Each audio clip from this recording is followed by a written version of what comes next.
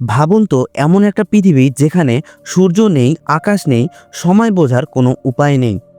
আপনি আছেন সমুদ্রপৃষ্ঠের প্রায় ৩০০ থেকে ৫০০ মিটার নিচে একটা লোহার দানবের ভেতর, যেটার নাম সাবমেরিন। এই সাবমেরিনের দরজা একবার বন্ধ হলে পরবর্তীতে ৯০ দিন আর খোলা হয় না। আজকের ভিডিওতে আমরা জানব মানুষ কিভাবে ৩ মাস পর্যন্ত সূর্যের কোনো আলো না দেখেই জীবিত থাকে, কাজ করে এবং যুদ্ধের জন্য প্রস্তুতি নেয়। সাবমেরিন কোনো সাধারণ জাহাজ নয়, এটা এক ধরনের নীরব ঘাতক। পানির নিচে থেকেই শত্রুর জাহাজ ধ্বংস করতে পারে, পারমাণবিক অস্ত্র, ক্ষেপণাস্ত্র বহন করতে পারে, মাসের পর মাস লুকিয়ে থাকতে পারে। এ কারণেই বলা হয় যে দেশের সাবমেরিন শক্তিশালী তার বিরুদ্ধে যুদ্ধ শুরু করার আগে সবাই ১০ বার ভেবে থাকে।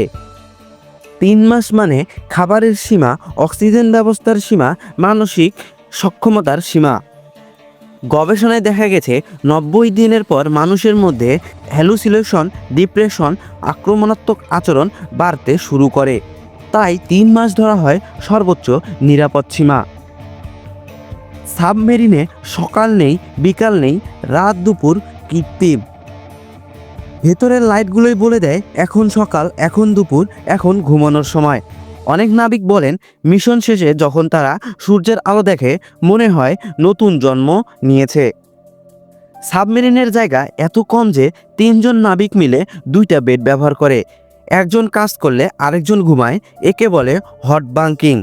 ঘুমানোর সময় মাথার উপর পাইপ, পাশে যন্ত্রপাতি, চারদিকে শব্দ, নীরবতা, এখানে বিলাসিতা।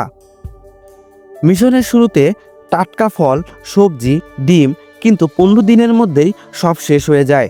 এরপর ক্যান খাবার, ফ্রিজিং মাংস, শুকনো খাবার, শুধু পেট ভরানোর জন্য না, মনোবল ধরে রাখার জন্যেও। পানির নিচের অক্সিজেন মানেই প্রযুক্তির চরম পরীক্ষা। পানি ভেঙে অক্সিজেন তৈরি করে H2O শোষণ করে, বাতাস পুনর্ব্যবহার করে।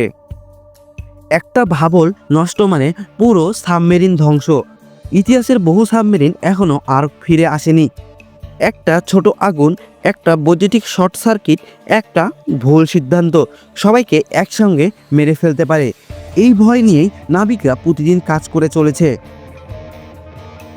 ৩ মাস পরিবারের কি হচ্ছে তা সম্পর্কে কোনো বিষয়ে না জানা, কেউ মারা গেলেও খবর নাও আসতে পারে, বাইরের পৃথিবী সম্পূর্ণ অজানা।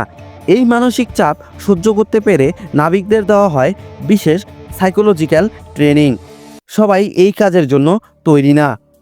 যুদ্ধ শুরু হলে সাবমেরিন হয় প্রথম আঘাতকারী।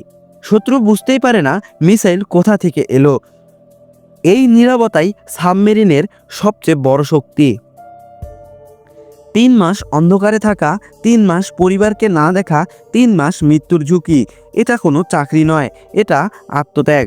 যখন আপনি শান্তিতে ঘুমান তখন সমুদ্রের গভীরে কিছু মানুষ নিঃশব্দে আপনাকে রক্ষা করছে। সাবমেরিনে যারা জীবনযাপন করছে তারা সত্যি দেশের অমূল্য সম্পদ। তারা দেশের জন্য প্রতিনিয়তই অনেক কিছু আত্মত্যাগ করেছেন।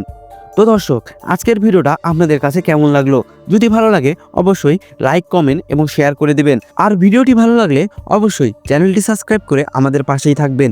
দেখা হবে আরও একটি নতুন কোনো ভিডিওতে।